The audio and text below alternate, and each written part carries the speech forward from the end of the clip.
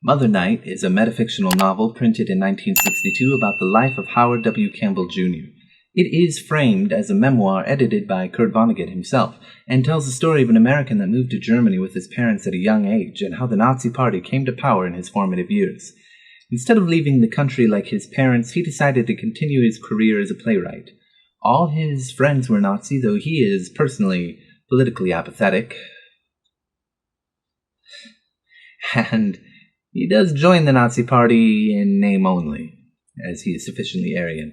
When the war begins, Howard quickly rises through Goebbels' propaganda organization, and he becomes one of the many voices of broadcast. He accepts a proposition to send secret messages through a series of pauses, coughs, and sounds during his broadcast so that allies can get decoded information that he is sharing. He has no idea what it is. One day, his wife Helga, an actor, must go to entertain the troops on the Eastern Front after Operation Barbarossa. She was last heard of being in Crimea before the Soviets took it and has been presumed dead. He visits his in-laws and talks with Rezi, Helga's younger sister, who is completely in love with him as a young girl. 15 years after the war, he's living a private, anonymous life when his friend George Kraft, a Soviet intelligence agent, tries to trick Howard to flee to Moscow by making his identity public. Because of this, white supremacists soon invite him to speak to new recruits. The leader, Lionel Jones, shows up with a woman that looks remarkably like Helga. Howard's will to live returns, and he soon learns that Helga is actually Rezi. That doesn't bother him, and they make a plan to escape to Mexico City after attending one fascist meeting. Virtanen, the man in charge of Howard's spy work, makes an appearance to let him know that Rezi is also a Soviet intelligence agent. Howard confronts both Kraft and Rezi, the two Soviet assets, and the FBI raids their meeting and takes Campbell into custody. Rezi commits suicide with a cyanide pill, and Virtanen uses his influence to free Howard, so Howard returns to his apartment and realizes that he has nothing to live for, so he wants to turn himself in to the Republic of Israel to stand trial for crimes against humanity, which is what they've been wanting ever since he's been exposed. While imprisoned, he meets 4 guards of varying character. One who worked with the Nazis, one who is too young to even know anything about the war, one who nearly escaped the gas chambers with his own life, and one that tells him, "You are the only man I ever heard of who has a bad conscience about what he did in the war. Everybody else, no matter what side he was on, no matter what he did, is sure a good man could not have acted in any other way." He also meets Adolf Eichmann and gives him advice on how to write an autobiography. By the end, things aren't looking good. The court wants to use his own recordings against him, but luckily, Virtanen finds evidence that he actually was an American asset during the war. Howard, however, is disgusted by the idea that he'll get away and decides to hang himself for crimes against himself.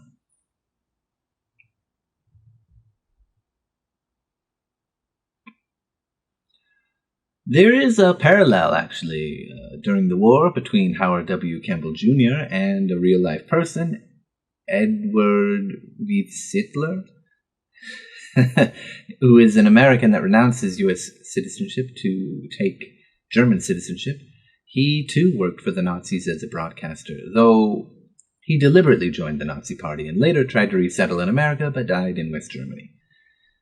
This book is fairly straightforward, with punchy chapters and brief characterization. The story is not told in a linear way, as you begin with the editor's remarks on what has changed, which means that this is after the fact of everything else. Then you start with Howard telling you about himself in Israel as he awaits trial, and watch as he goes through different periods of his life out of order. The novel uses humor to discuss issues relating to World War II, like the Holocaust and the war crimes and all of that, but is never really effective. 15 years after the war, for example, Howard has given up being a playwright. He learns, though, thanks to Kraft, that his work is wildly popular in Soviet Russia, and even Stalin himself really loves his work.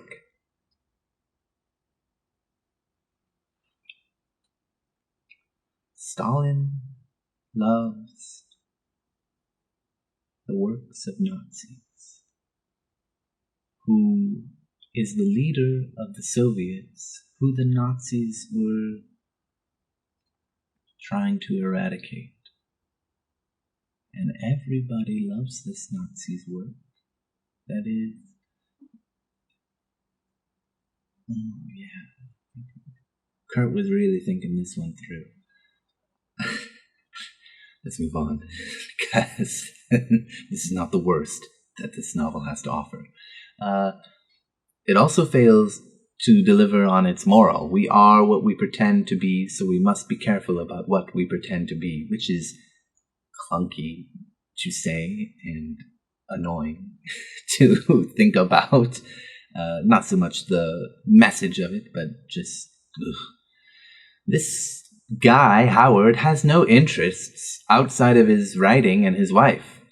And he joins the Nazi propagandists with no qualms whatsoever about what he's going to say, what he's going to do, what he's promoting. None at all.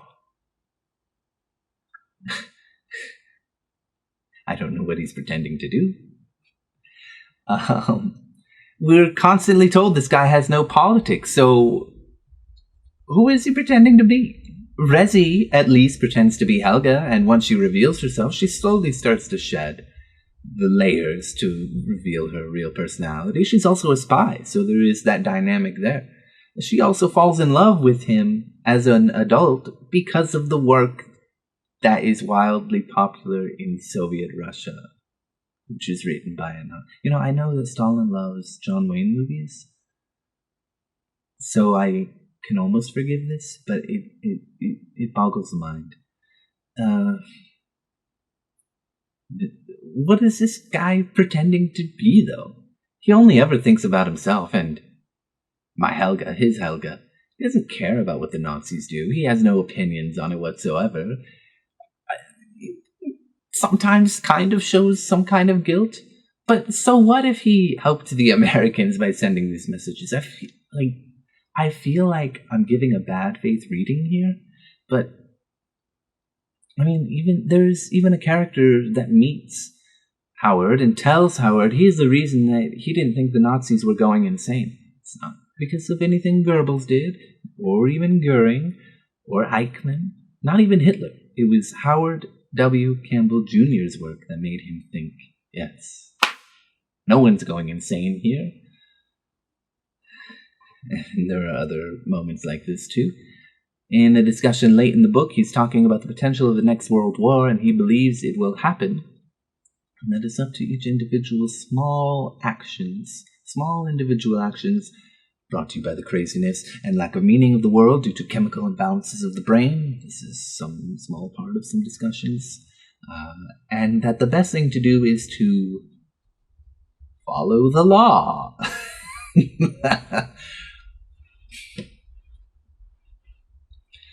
Who is he pretending to be exactly? He has no beliefs. He has nothing. He is politically inactive. He's apolitical. He has no beliefs of his own. He's an incredibly passive character that stumbles through life from one horrible action to another, constantly blaming the more extreme, genuinely hate-filled Nazis that do the horrific crimes that he promotes through his broadcasts. While he gets to put on an act to pretend to be one of these hate-filled guys that supports them. He's always disassociated and detached from everything he talks about, particularly these more extreme people, always saying there's a demand for these kind of horrific speeches and this kind of thing, and there's these bloodthirsty people. Oh, God, I helped them. God helped me. I helped them. Yeah, and you're part of them. I suppose in this way, because he's apathetic, he's pretending to be hate-filled, but he's just an apathetic Nazi who's pretending to be a hate-filled Nazi. So the message is lost. He doesn't have any beliefs. He can't pretend to be something if he doesn't have beliefs. When Vertanen convinces him to join, he says to Howard, after having watched his plays, that you love good and hate evil. This guy happily pretends to be a hate-filled Nazi just because it sounds fun. Obviously fucking not. He doesn't hate evil. He has no opinions. He's a shit-nothing who lucked his way through life before losing it all and deciding to kill himself. Not for his crimes against humanity, or promoting these crimes against humanity, which he's on trial for in the Republic of Israel, might I add, but for his crimes against himself, which I guess are pretending to be a hate-filled Nazi rather than an apathetic Nazi. He doesn't pretend to be anything, okay? He might not actually care about the politics of the Nazis, but he's helping them and they're benefiting from it. There are a lot of questions raised of where to place the blame and how much Howard is to blame for as a propagandist for the horrors of World War II.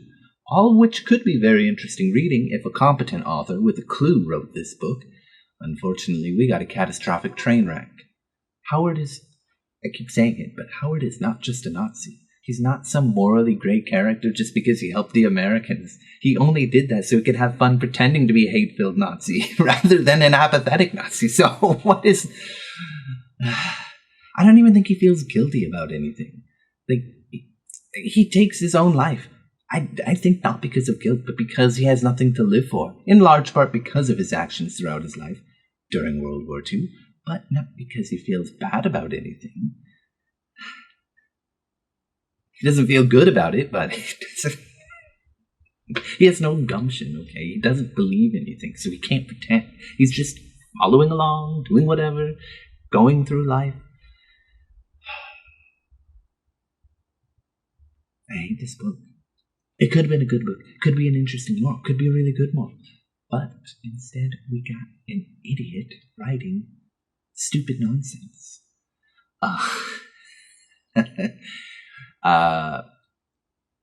Howard doesn't even know what he's sending out when he does these messages, nor does he really care, because this author doesn't care about anyone but himself.